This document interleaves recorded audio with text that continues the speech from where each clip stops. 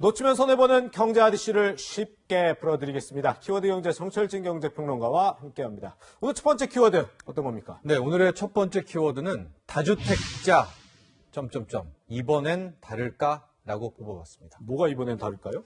다주택자에 대한 규제겠죠. 예. 문재인 대통령이 부동산 규제 예. 굉장히 강화하라는 정말 엄명을 내렸지 않습니까? 그렇죠. 그래서 이제 민주당이 빠르게 움직이고 있는데 예. 아직은 구체적인 입법안이 나오지는 않고 있지만 네. 크게 본다면 예. 앞으로 강화된 부동산 규제의 타겟은 역시 다주택자가 될 것 같고 예. 다주택자에 대한 큰 틀에서는 세금 규제가 어마어마하게 강화될 것으로 지금 예측이 되고 있습니다. 네. 안 그래도 오늘 여당이 더불어민주당이 이와 관련된 얘기를 했더라고요. 먼저 그 얘기 듣고 이어가 보도록 하겠습니다. 12.16 대책과 6.17 대책의 후속 입법을 빠르게 추진해서 다주택자와 법인에 대한 종부세율을 강화하겠습니다. 아울러 각종 공제 축소 등 종부세 실효세율을 높이기 위한 추가 조치를 국회 논의 과정에서 확실하게 검토하겠습니다. 그리고 실수요자의 내 집 마련을 위한 금융정책과 공급 대책에 대해서도 종합적인 보완책을 마련하겠습니다.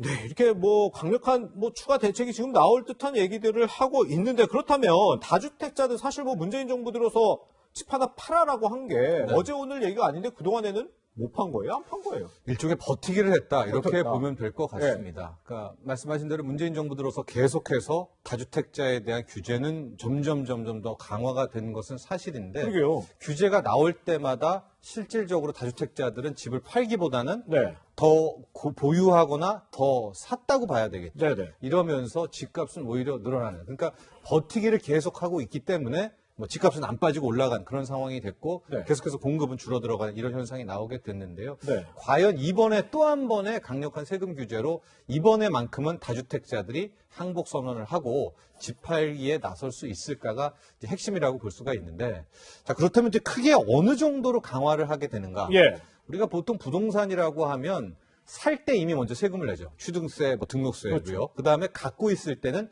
보유세라고 해서 재산세와 비싼 집은 이제 종부세를 내게 됩니다. 맞아요. 하고 팔 때는 양도소득세를 내게 되는데 네네. 이 세 가지 세금을 다주택자 같은 경우에는 다 강화하는 겁니다. 예. 지금 아직은 입법은 되지 않았었습니다. 네. 그러나 이제 민주당 김태년 원내대표도 저렇게 세게 말했다면은 그렇죠. 상당히 강화된 입법이 될 것 같은데 가령 네. 취득세도 다주택자가 또 집을 살 때는 취득세율 또 올린다는 거예요. 네. 그다음에 종부세 같은 경우에도 작년에 했던 12.16 대책에 거의 다주택자 최고세율 4% 고가주택 같은 경우에 나오거든요. 예. 그 이상을 검토하고 있고 양도세 같은 경우에도 기존에는 이제 40%를 기준으로 해서 2주택자는 10%포인트, 네네. 그다음에 3주택자 이상은 20%포인트 이상의 이제 가산세를 매기게 되는데 그 자체를 굉장히 올립니다. 가령 1년 미만 같은 경우에는 기존에 지금 40%부터 출발을 하는데 이거를 50%부터 아예 양도세율을 그러니까 2억 벌었다 해도 1억을 내게 되는 거고 네. 다주택자는 지금 가산을 최고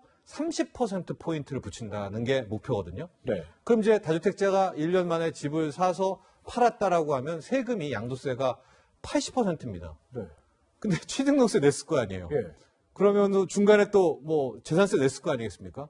그렇게 되니까 다주택자가 1년 미만에 샀다가 파는 경우에서는 세금으로 다 걷어들이는 이제 그 정도로 굉장히 지금 강화하려고 하는 목적이 있는 거죠. 근데 제 얘기를 들어보니까 이런 생각도 들어요. 이미 다주택자인 사람들 보고 팔아라 계속 얘기를 하고 있는데 양도소득세를 이렇게 대폭 인상을 하면 안 팔지 않아요? 매물이 안 나올 것 같은데요? 그렇죠. 그래서 지금 부동산 전문가들 사이에서 두 가지 견해가 나누어지고 있는 거예요. 네. 지금처럼 돈이 많은 시기에 예. 특히 금리가 낮은 시기에는 실질적으로 이런 식으로 양쪽을 다 막는 예. 보유세와 양도세를 다 막고 또 탑을 세울 경우에는 예. 안에서 오히려 굴복하기보다는 강력한 버티기가 나올 것이고 그렇게 될 경우에서는 세금 전가 현상, 네. 가령 전세 월세에다가 자기네들의 부담을 다주택자들이 떠넘길 가능성이 높다. 그럼 전월세가 올라갈 수 예, 있어요. 그러니까 퇴로를 오히려 마련하는 것이 차라리 더 힘을 빼는 것이 좋다라는 게 한 학설이 있고요. 예. 다른 학설은 끝까지 잡아내야 된다. 네. 더 강화해야 된다. 이제 두 가지가 계속해서 맞물리고 있는데 딱 현재까지만 보면 아직은 너무나 금리가 낮아서 그런지 예. 특히 또 내년에는 당장 수도권과 뭐 큰 틀에 서울에서 공급이 좀 줄어들거든요. 예. 그래서 일단은 버티기에 다주택자들이 들어가는 것 같고 그것들의 부담을 전월세로 넘겨서 예. 최근에 보면 특히 전월세 시장이 뭐 상당히 지금 급등하고 있는 모양새가 있어서 예. 일단 집값도 집값이지만 이 세입자들을 위한 전월세 시장이 굉장히 들썩대고 있는데도 초점을 맞춰야 될 것 같습니다.